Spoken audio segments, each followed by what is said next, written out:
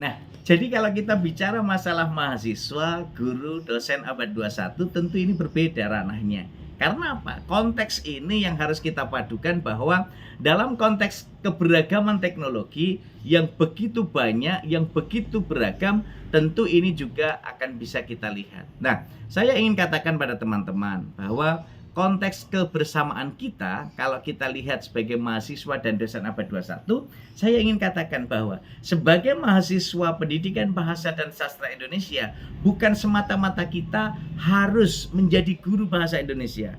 Kita bisa menjadi apa saja ketika kita menginginkannya. Maka selalu saya katakan, kawan, kalau tidak pintar, ya belajar. Kalau ingin kaya, ya bekerja dan berwirausaha dengan ikhtiar, doa, dan terus bersandar padanya. Karena apa? Komitmen ini yang harus kita miliki. Perubahan mindset, cara pandang, cara berpikir bahwa kita sebagai generasi muda itu bisa berprofesi apa saja.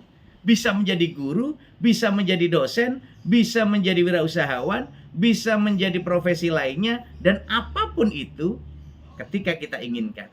Maka mimpi dan imajinasi lebih kuat dari pengetahuan kita.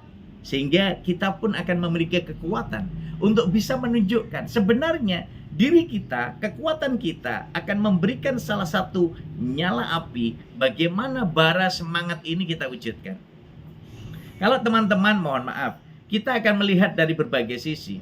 Sebagai seorang kandidat sarjana, sebagai kandidat magister, kandidat doktor, kita harus bisa memiliki hal lain di antara yang tentu saja akan kita miliki dalam dunia yang berbeda, dalam zaman yang berbeda. Sehingga kalau kita lihat dalam konteks ini, tentu kita akan bisa memilah dan memilih. Sebagai seorang generasi yang serba bisa di era teknologi, era digital, tentu kita tidak bisa menyamakan dengan era kolonial dulu. Sehingga apa? Kalau kita satu padukan semangat diri kita, yang selalu saya katakan pada generasi muda, siapa yang nggak punya HP sekarang? Semuanya punya HP.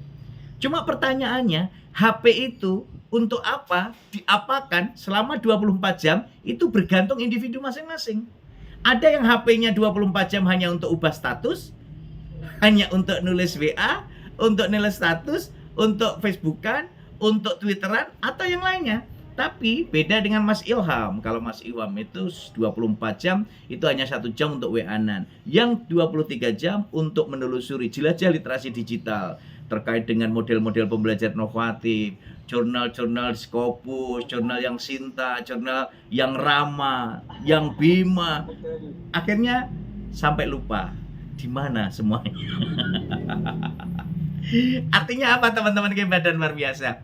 Guru dan dosen, mahasiswa sebenarnya memiliki frame yang sama, memiliki kesempatan yang sama. Kita punya 24 jam sehari, sama waktunya. Bergantung bagaimana kita memanage, kita melakukan pengelolaan waktu itu. Mana yang skala prioritas yang harus kita lakukan, dan mana yang harus kita tunda dulu, dan mana yang harus kita dahulukan. Maka upaya ini tentu harus menjadi salah satu bagian penting. Sebagai seorang mahasiswa, sebagai seorang guru, sebagai seorang dosen, kita harus bisa melihat bagaimana upaya kita menjadi sosok yang ceria, yang memiliki senyum 228. Modal utama menjadi guru, menjadi mahasiswa, menjadi dosen abad 21. Dimulai dari seorang mahasiswa, cita-citanya ingin jadi guru, jadi dosen. Maka modal utama saya berikan modal awal, milikilah senyum 228. 2 cm ke kiri, 2 cm kanan, 8 detik mengembang. Nih, kayak senyumnya temannya Mas Ilham itu. Tuh, ngelirik Mas Ilham kan tuh, cie ya. Jadi, milikilah senyum 228 ya, seperti senyumnya Buka Prodi ini ya. Betul-betul memberikan warna semangat. Coba teman-teman masuk kelas dengan senyum 228 dibandingkan dengan wajah cemberut, berbeda. Mas Ilham langsung lari. Wah Bu, silahkan Ibu, silahkan. Nah gitu ya. Artinya apa? Senyum ini memberikan energi positif pada kita. Senyum ini akan betul-betul memberikan kondisi terbaik untuk membuka ruang kesemestaan bahwa kita mampu memiliki semangat yang sama untuk menghasilkan sesuatu yang baru dalam kebaharuan yang akan kita pikirkan, kita pelajari, lalu kita wujudkan menjadi karya kreatif dan inovatif. Sehingga apa? budaya 5S ini harus menjadi bekal dasar sebagai mahasiswa, guru, dosen abad 21. Kenapa? Karena pengaruh teknologi saat ini, Senyum 228 itu sudah mulai tenggelam. Mungkin Mas Ilham ketemu teman-temannya sudah beda. Kalau zaman saya mungkin, halo Del, halo Cak, Piedap, halo, ya, mungkin seperti itu. Tapi sekarang kalau saya lihat mahasiswa ketemu ya hanya lewat ring, tak ada senyum, tak ada sapa, tak ada kata. Semuanya pegang WA-nya masing-masing, pegang HP-nya sendiri-sendiri, sambil jalan, sambil ngobrol, semuanya. Saya selalu memberikan seloroh pada mahasiswa-mahasiswa yang menunggu di ruang tunggu. Saya katakan, ada di sampingnya, nggak usah saling WA, ngomong aja langsung. Nah, karena apa? Dengan HP di tangan kita, mendekatkan yang jauh dan menjauhkan yang dekat. Ini efek dari apa yang ada di sekeliling kita yang namanya HP. Nah, artinya apa? Saya ingin katakan, di Prodi Bahasa Indonesia harus menjadi teladan. Teladan dalam berbahasa, teladan dalam bertutur, teladan dalam menulis, teladan dalam membaca, teladan dalam berliterasi dengan Ratu Lisa, rajin menulis dan membaca untuk multi generasi Indonesia. Mengapa demikian? Karena komitmen kita sebagai sosok mahasiswa, guru, dosen abad 21 ini selalu disorot, ini selalu dilihat, ini selalu didengar, dan ini akan selalu dinantikan ide-ide kreatif dan inovatifnya oleh seluruh masyarakat Indonesia. Maka FKIP, khususnya PBSI FKIP Universitas Setiabudi ini, atau Universitas Muhammad Setiabudi ini harus menjadi teladan, menjadi pionir di Indonesia dan internasional. Ini harus dilakukan dan dimulai dari sekarang. Karena apa? Prodinya sudah terakreditasi A. A berarti menjadi teladan, A berarti menjadi rujukan, dan ini harus ditunjukkan pada kiprah-kiprah nasional dari mahasiswanya, dari dosennya, dari seluruh elemen stakeholder yang ada di sekelilingnya. Maka Prodi Bahasa Indonesia pun di dalam penggunaan sosial media harus menggunakan bahasa yang sehat. Jiwa yang sehat akan memunculkan pikiran yang sehat.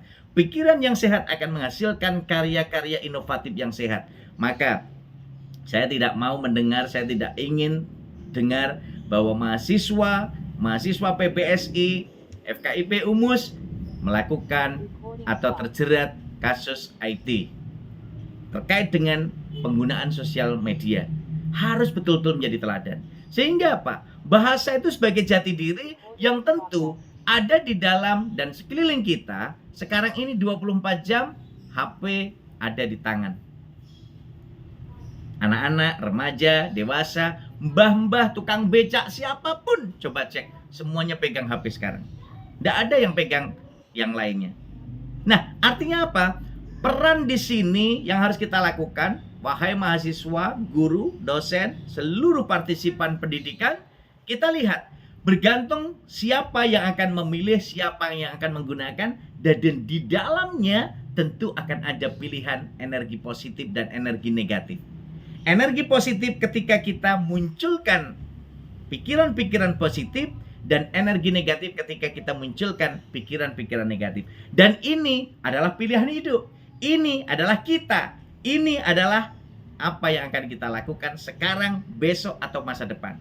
Nah, sehingga kalau kita lihat dalam kondisi seperti ini, saya ingin mahasiswaku yang hebat dan luar biasa. Saya mau tanya sekarang untuk mahasiswaku yang hebat dan luar biasa yang saat ini hadir, ataupun para peserta seminar yang hari ini hadir. Saya mau tanya, coba mau jujur atau Pak Rohmadi paksa jujur? Nah, mau jujur atau Pak Rohmadi paksa jujur? Kalau biasanya nggak jujur, setelah Pak Rohmadi tanya nggak jujur, biasanya akan merasa gatal-gatal gimana gitu. Nah, teman-teman silahkan, mau jujur atau saya paksa jujur? Nah, oke, sekarang jawab dengan jujur pertanyaan saya. Wahai mahasiswa, dosen, peserta seminar yang hari ini hadir, siapa yang belum pernah berbohong pada diri sendiri atau pada orang lain? Angkat tanganmu yang belum pernah berbohong.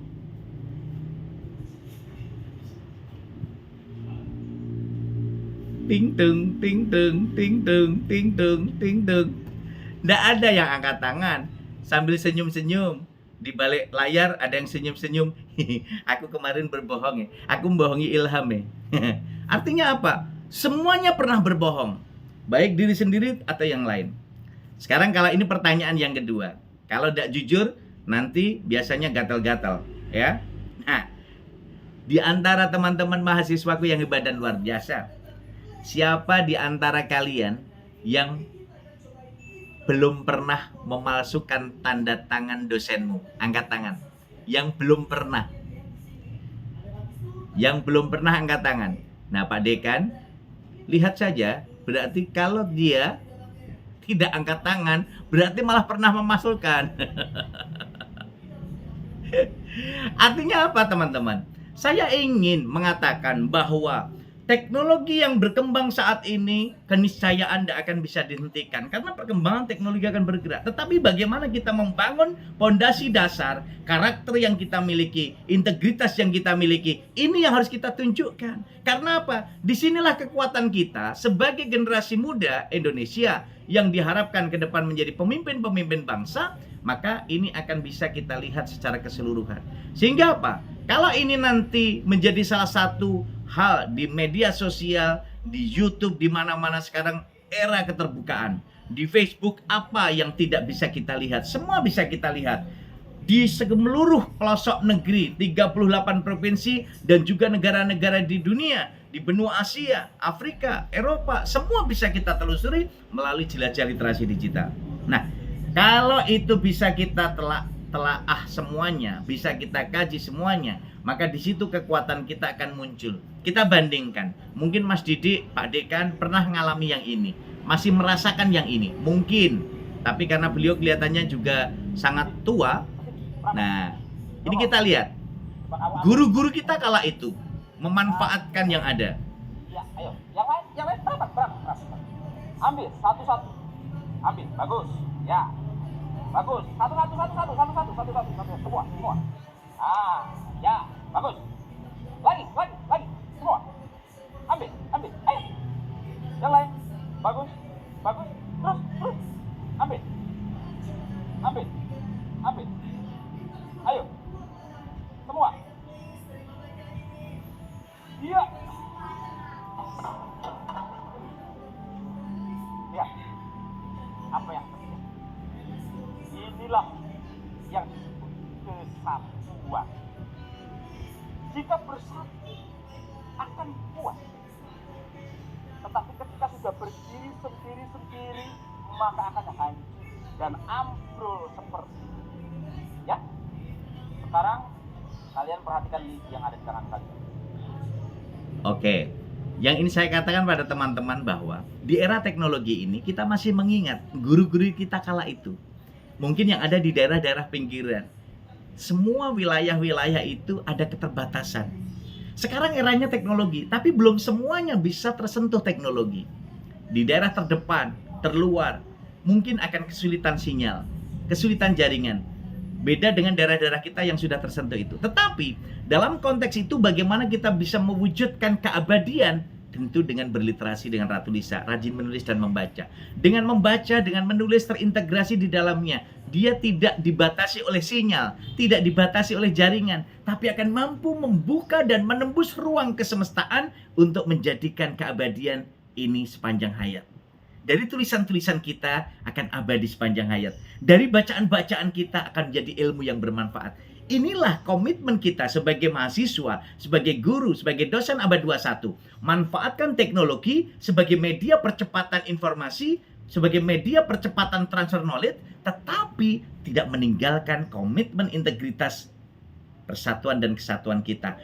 Karakter nasionalisme ini harus menjadi salah satu bagian penting yang terletak pada hati dan pikiran kita. Maka pembandingnya di era teknologi, di era jadul, tentu sebagai guru, dosen, mahasiswa abad 21 harus adaptif, harus multitalent, harus menguasai teknologi. Maka disitulah kekuatan kita akan diterima dan dicari oleh seluruh generasi, oleh seluruh zaman. Dan kita harus selalu bergerak dan menggerakkan sayap-sayap kita untuk selalu adaptif. Nah, teman-temanku yang hebat dan luar biasa, kita bandingkan dengan kondisi pembelajaran era teknologi tentu akan berbeda, dan itu menjadi semangat untuk menunjukkan pembeda-pembeda diri kita bahwa kita selalu bisa bergerak dan menggerakkan diri kita dalam segala situasi dan kondisi. Kita saksikan ini.